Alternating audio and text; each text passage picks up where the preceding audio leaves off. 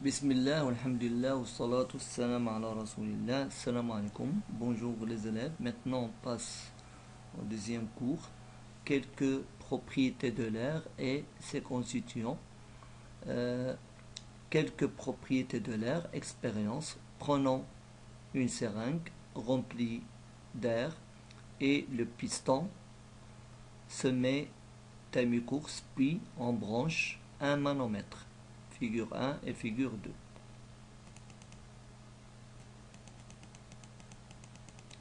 Observation.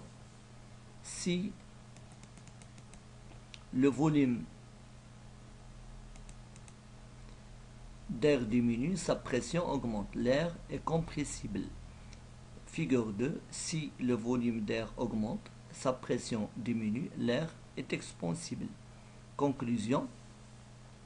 L'air n'a pas de volume propre comme tous les gaz, il est compressible et expansible. Deuxièmement,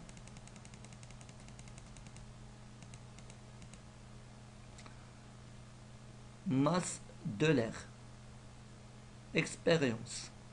Observation. La masse du ballon gonflé, M1 égale à 477 grammes, dégonflé, M2 égale à 474,4 grammes.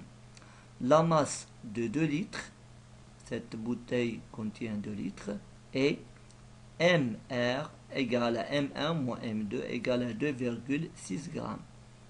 Conclusion, l'air a une masse. Donc, 1 litre d'air a une masse voisine de 1,3 grammes dans les conditions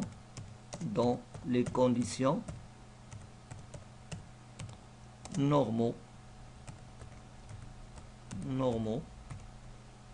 c'est-à-dire on a 25 degrés Celsius et la pression de 1 bar. Okay? Donc maintenant on passe à l'exercice d'application. 1. Calculer la masse de l'air dans une chambre de hauteur 3 mètres, de largeur 5 mètres, de longueur 6 mètres. On donne la masse volumique de l'air dans les conditions de la chambre ρ égale à 1,3 g par litre. Troisièmement, la composition de l'air. Expérience. On place une bougie allumée dans un cristallisoir où il y a de l'eau colorée. Observation.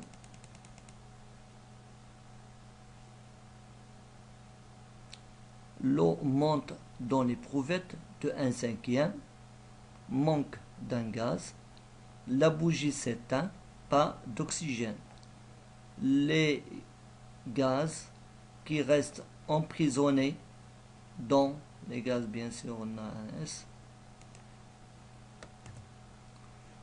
qui restent emprisonnés dans l'éprouvette constituée essentiellement d'un gaz qu'on appelle diazote ou nitrogène. Conclusion, l'air est un mélange homogène de plusieurs gaz. Il contient environ 21% de dioxygène, 78% de diazote, 1% d'autres gaz. Dans les exercices, on admet que l'air contient 20% de dioxygène, 80 et 80% de diazote. Merci.